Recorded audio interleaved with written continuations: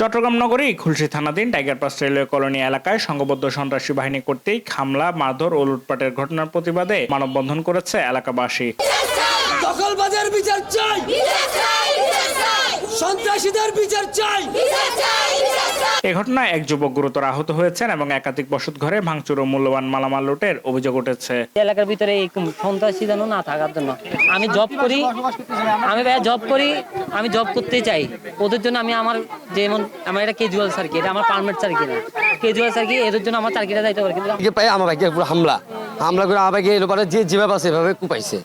আমার ভাইকে মেডিকেল নিয়ে যাওয়ার জন্য আমরা মানুষদের ডাক্তার চাইছিলাম, আপনার গাড়ি পর্যন্ত আমাদেরকে নিতে দেয়নি যে আমার ভাইকে মেডিকেলে নিয়ে যাবো, সেরকম প্রসেসিং আমাকে দিতে দেয়নি। আমার ঘরের সামনে আমার মারি নিচে ভালাই রাখছে, এখনো আমি ওদের বিচার এখনো পাইনি। এই সবুজ, তারপরে অটো সুমন, তারপরে জসিম, এরা সবাই আমার আসামি। এখনো আমার কালকে আসে আমার ঘর দুয়ার কোবাই গেছে, পরশুদিন একবার কোবাইছে, কালকে আবার কোবাইছে। আমার দুইটা নাতি একটা নাতনি আছে, আমরা লেখাপড়া বিচার এগুলো সুন্দর সুস্থ মতো আমরা দেখি।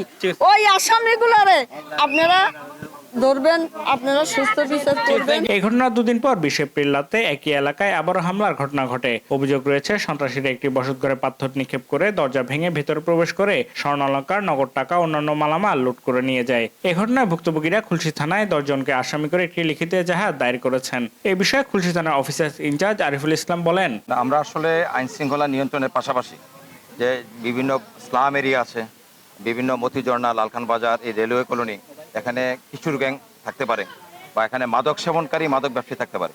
এই জন্য তাদেরকে গ্রেপ্তারের জন্য এবং তাদেরকে আইনের আওতায় নেওয়ার জন্য আমরা অভিযান করছি।